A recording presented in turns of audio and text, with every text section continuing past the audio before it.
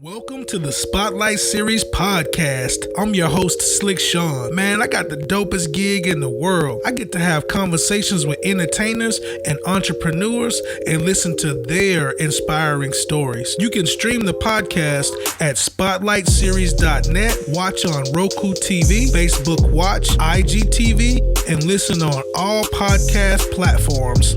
In a world full of darkness, the spotlight is on you. What's good, world? It's the homie Slick Sean with the Spotlight Series podcast. I got a special guest with me today. She's known for many things. She's got her own label. She's been on Growing Up Hip Hop NYC. She's the daughter of the award-winning DJ and producer Kid Capri, who's globally known as an originator, innovator, and pioneer of DJ culture. Welcome to the Spotlight Series. So how you doing today, Vina Love? I'm well, I can't complain. Working, taking a little break, chop it up with you, going back to work. No doubt, no doubt. I know you're staying busy. I see you doing a lot of things. So where you from? Tell everybody where you from. I'm from Harlem, New York. I'm a New York girl. Through and through. Harlem world? Yes, sir. So what's it like growing up in Harlem? I was about to say, typical, but it's really not typical. But it was fun because we was able to run around, go outside. You from this neighborhood, so you pretty much know everybody. Everybody pretty much know you. And just growing up, my family always been lit, so it always been about. We always have fun. And I was raised with mad boys, so I really got to have fun. I really got to play. I really got to get into stuff. But my other favorite thing about being from there is how cultural we are. And how we're just so magnificent in the arts. You could come to Harlem and you could find jazz, you could find dance, you could find acting, you could find fashion, you could find everything. So growing up, I didn't realize how influential it was, but I was just living it and it was a vibe. But now that I'm an adult, I really understand how much fun I really did have growing up. Yeah, no doubt, because I remember hearing about the Harlem Renaissance and just the culture of art. It's definitely major. For sure. Yep. And it just continued on from there. So if you didn't know, this would be y'all. Dope. I gotta check it out sometime, So what got you into R&B? What got you into doing music? My grandma was really into poetry with me when I was younger. So I was a heavy, always writing something, always had something to say about something, always rhyming something. So and then my grandmother also was trying to keep me in Broadway. She had me auditioning for The Lion King, all kind of stuff like that. So I was always into the arts. But once my grandmother realized that I could sing for real, that's when she was like, all right, we're going to sing. You're auditioning, you're going here, you're going there. And then I just started mixing the poetry with the fact that I could sing. So I became a songwriter, and that's really just how it came about. Yeah, no doubt. That's exactly how I started. I also do music, and I started doing poetry. I wrote my first poem on my grandmother's porch. I think I was 11 or 12. Well, yeah. Then it turned into music. You feel me? Exactly. Yeah. So how long you been doing it? Probably singing. I've been on stage since I was 2 because I was a dancer first, but I started singing for real, probably around 11. And then when I got to high school, I realized I could act as well. So that's what I was doing, singing, dancing, acting all day. I went to performing arts high school. And then I went to a performing arts college. So it just always been in my life. Yeah, I saw that. I was checking you out. I saw that you went to the Manhattan Theater Lab. How was that experience? It's so crazy. That was the school I didn't apply to. And that was the only school I got in at the time. And ironically, it's the same high school my mom got into, but it wasn't a performing arts school then. But I was going to the performing arts school with metal detectors and no windows and just in the basement. It was we were the outcasted, musical professionals of New York. But no windows, what? No windows. But I'm not gonna lie, it kind of everybody I graduated with, we were such a small school, but we all beat the odds for real. Coming from where we came from, it was we were pushed all the way to the bottom, expected not to make it, in the fields that we were in, and we all did. After everybody graduated, everybody really is who they say they were when we were in high school. It's been probably 8 years later now. So going there really molded me into the kind of artist I wanted to be, and just being carefree of what everybody else felt, because they already had pushed us to the bottom. So it was all right, when I go into career, when I get into the industry, I'ma always understand the way my turn. I'ma always understand like when it's meant for me, it's meant for me, but to always work hard. So that's why it's kind of, smooth maneuvering through the industry a little bit. High school prepared me for it. Sure. It put me in the mind of when Pac said the roads that grew through the concrete. So that's what it put me in the mind of, for sure. Yeah. So you also attended the American Music and Dramatic Academy. So that's where the acting come from. And that was all like Broadway stuff. So that was real, just everything in one. Learning how to get on stage and act, dance, and sing at the same time. Learn how to breathe, learn how to articulate. They had to take speech classes. We were doing yoga classes, learning how to sing while doing yoga. Like it was a different way of learning. It was a different experience. However, certain worlds won't always collide. And I felt like at the time I was really an R&B girl and really cared about my music. I didn't care about the standards. I didn't care about opera. I didn't care about all the Broadway stuff I've been doing my whole life. So I dropped out. I just left. So crazy. That was my second time leaving school because during my senior year of high school, I was going to John Jay. I was in school for law. So I was really heavy into law at the time. And I ended up leaving there too because I wanted to make music. So every time it was a big, big change in my life, like coming from school or coming from a job or something, anytime I ever left, it was always because of music and wanting to do it my way. Yeah. So that's your passion. You got to stick with it. That's what I tell a lot of artists. I do A&Rs for a record label. And I tell artists all the time that, you got to have like different avenues. You got to have different things that you're doing. You can't just do it with just the music. So that's a big thing that I see you doing, coming from different angles, different avenues. So I definitely got to give your props and your flowers on that for sure. Thank you. No doubt. So what's your IG handle? Tell everybody how to follow you. You can find me on Instagram, VinaLove. Same thing on TikTok. You can find all my music on all streaming platforms, my videos, YouTube, WorldStar, all that good stuff. We everywhere, man. And I'm Googleable. So just go on your Google search bar and type in There it is. There it is. All you got to do is Google Vina Love. You'll find her. You know what I'm saying? So I want to talk about that track. I heard the video, Fly. You doing your thing, all that cash. So how did you come up with the idea of this song? Like the vibe is dope. Where did it come from? I had flew to Atlanta and I was working with a friend of mine, Willie Hendricks, and actually Jeff Sledge. I don't know if you know who Jeff Sledge is, but shout out to Jeff Sledge. He's another pioneer in this industry. So shout out to Jeff. And they were just like, yo, we got 5 records. They work for Missy. So they were cooking some stuff up with Missy and they were like, we got these 5 songs she don't want to use. We're trying to shop them. So I was like, all right, play them shits. They played it. Excuse my language. They played it. I loved it. No, you're good. And okay, they played it. I loved it. And we just went to the studio every day for like 2 weeks and we recorded all the songs. And of those 5 songs, I chose one and All That Cash was one of them and was the one that I chose. And I had it for probably like 2 years. I came back home. They had wrote the whole record and I came back home and changed the verses just to make it sound more like myself, and it was new for me because I wasn't used to writing. I wasn't used to working with writers at all. But I came back home, I changed the verses. I had the song for like 2 years. I ended up doing a partnership deal with Empire. Shout out to Empire. I'm here now. And Empire. Then we like went through a list of like who's on the roster at Empire, and Jack Boy was one of them. So with him being from Florida, me being from New York, it was just like, all right, win-win situation. And we got the feature, we shot the video, he flew to New York. And it was dope. I edited the video, I directed the video, my mom styled us. And shout out to my boy Wave for shooting it. And yeah, it was really a smooth situation, but a lot of people don't know the song was recorded probably like 2 years ago, 2.5. Okay. Shout out to your boy Wave. Yeah. I didn't know you. I didn't know you was into shooting videos. Like I do that too. I direct and shoot videos. Is that not dope or what? Especially those treatments, right? That's like the fun part.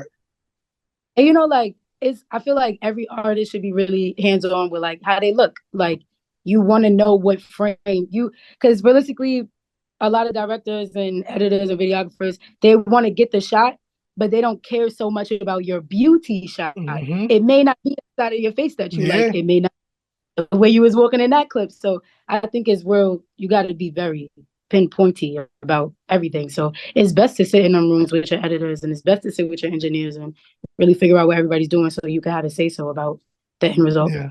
So let's talk about, hold on. I didn't know you was an editor. So you editing videos too? Now that takes some skill. What you use? What you be using? Well, I actually co-edit. So I like everybody to get their credit where it's due. Mhm. So I have his name is Wave. He shoots everything. I direct everything. He gives me his input and we bounce off of each other. On the editing tip, he knows I'm very, pinpointy, like I said. Mhm. So he does what he does. I sit there, I pick my clips, and then he maneuvers around what I want. And I pick my clips. No, I want this effect. No, I want this coloring. No, I want this wording. So we really sit there and we work together. But I feel like I wouldn't have enough time to really sit there and like do it all day by myself. Yeah, we be having 7-hour sessions where we're just like on the phone going through clips together and just piecing stuff together. So it really is a job, but it's fun when you see how it looks at the end. Yeah, I like the fact that you take control of your image. That's what we need to do as artists, is make sure that we take control of our image for sure. So you own a label. I was like, I was proud. I'm proud of you. You know what I'm saying? I'm really, really, really proud of you. So how long you been owning the label? What's the name of the label? Tell everybody what the label is. It's been 2 years now. And I'm the only person on my label as of right now because I believe in, we have to show what we can do. We can't just say it. So it don't product and make it do what it do. But the name of my label is called Amore Love Records. My last name is Love, like my government name, last name is Love. And my dad never had sons. So it was just really important to me to like keep our last name going. So that's why I named it Amore Love. Amore is my middle name, which is love in Italian. So yes, everybody, my name is Vina Love. Don't make it a joke. But it's big to me. It's personal. It means a lot. And realistically, it's not just to say, oh, we have a label. It's really about ownership.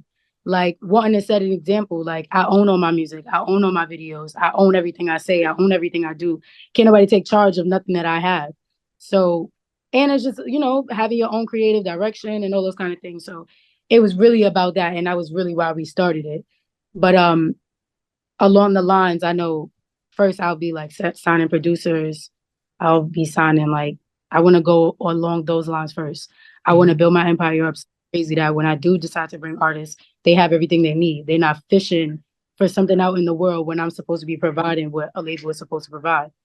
And, again, ownership. That's like the biggest part of it. Yeah, because it feels good to see the ASCAP and then BMI checks coming to you and not funneling to 12 people, you know what I'm saying? So you was on the TV show Growing Up Hip Hop NYC. So what was that experience like? I mean, it was dope. Like it was a dope experience. I never thought I would be like in reality TV, but we gave it a shot. It's not something that I'm like, oh yeah, I want to do reality TV. Like, you feel me? I feel like I have more to offer. I did it already, and it's something to just, move on from. But it was a dope experience. Like I got to really understand how the world really works. Like you got to be mindful when you say, you got to be mindful of the looks you make, because everybody's catching everything. And it also teaches you, you're going to be put in situations, and how you deal with it is how you deal with it. Like it's on you. So it taught me a lot, for real. But I wasn't a fan of like having a mic on me all day long. Like even when I wasn't in the shot, I still had my mic on. So I still had to watch everything I said. So it was just certain things like, things like that. I'm from New York. So to me, it just felt real federal or whatever. But it was calm. It was an experience in itself. And everybody at WeTV, they treated me wonderfully. And shout out to all my castmates. Y'all were dope as well. I'm still actually pretty cool with a lot of them. And yeah, it was dope. Shout out to WeTV. So Kid Capri is your father. Hey, I remember watching Kid Capri. I want to say he was DJing, was it Def Comedy Jam? He was the DJ. Yeah, that was one of my most memorable moments of Kid Capri, but he's done so many things. So tell me what it's like navigating through the industry with Kid Capri being your dad and everything. Is it more positive than negatives out there that you deal with, or what's the challenges like? It's a different story every day. Because a lot of people, I can tell a lot of people don't really know how to deal with me, or if they should deal with me, or if my dad's behind everything, or like people don't really know what to do, so they just don't do nothing. Like they see me, they show respect, and they keep it pushing. So for the most part, I do everything on my own with my own hands. but and my own team.